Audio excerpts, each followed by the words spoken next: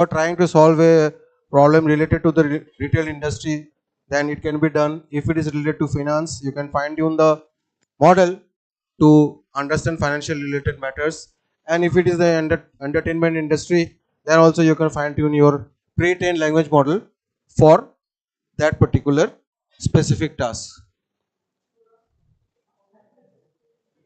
So when we talk about large language model, what do we mean by large?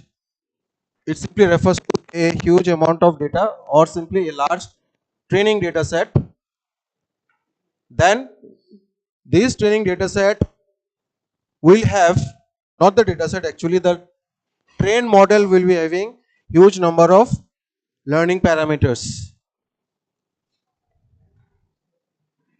And if we say that the pre-trained language model or say large language model is for general purpose, so what do we mean by general purpose? One example it is given on the slide.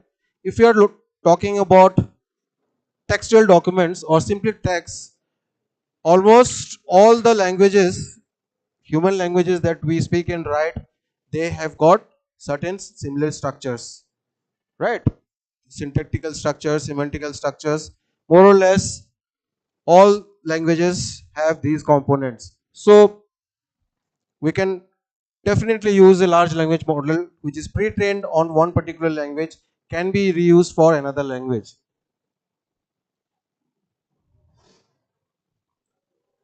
Due to constraint in certain resources, we can also use a general purpose, also use our our pre-trained LLM models LLM model as a general as a purpose general model, purpose, right? right?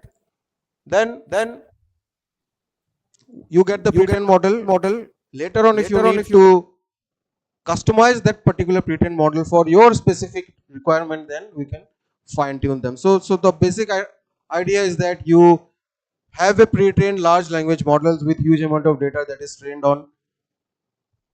Then you use that pre-trained model according to your custom requirements or say customized requirements. How you can do that? By fine tuning. Now you may ask a question that why can't we have our own pre-trained models? You can have it. Nobody is stopping you. Only thing that can stop you is the amount of training time and cost that it will require. Can anyone tell me how much financial involvement was there in training chat GPT? Any rough numbers, please? So I'm telling you that maybe around 170 plus billion parameters, 175 plus, I think, billion parameters were trained for that particular model. So if I'm not wrong, I read somewhere it took around 1.6 million dollars to train that model. 1.6 million dollars. Can you imagine? Ordinary people like us, we can never think of this amount, isn't it? So we can't afford to train a model from scratch with huge amount of data, right? So only uh, tech giants like Google, Microsoft, they can afford it. They have the resources, they have the financial uh, resources to train models from scratch, right?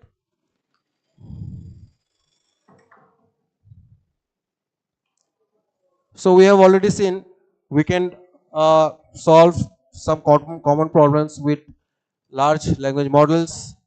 How we can benefit from it? Well, a single model can be used for different tasks.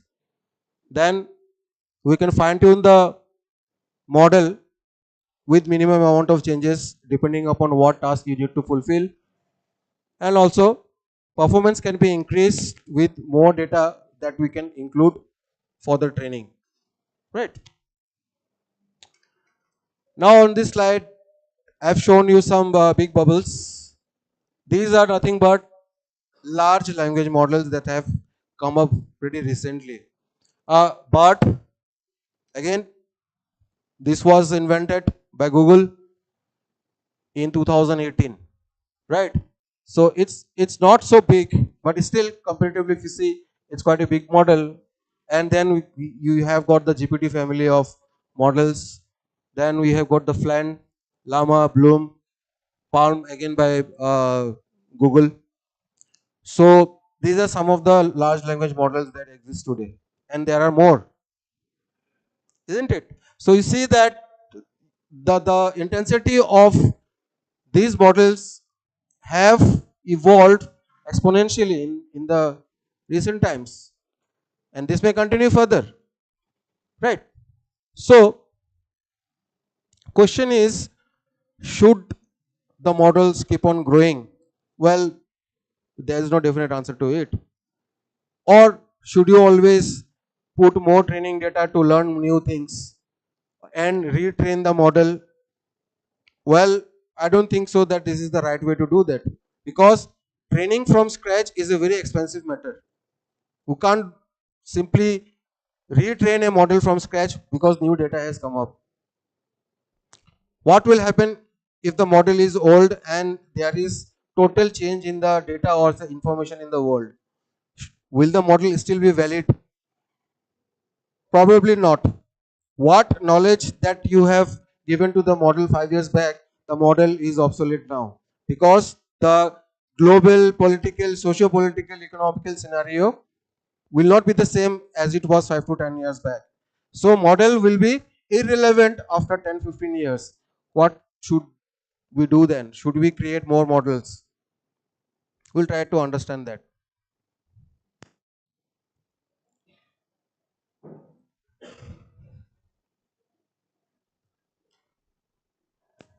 Let me just give you a brief idea about this emerging topic called prompt and prompt engineering. Let's just have a brief idea. So what you have here is, an input to the large language model. It is called the textual input, known as the prompt that you give to it, and there is a definite memory size for the input. We call it the context window.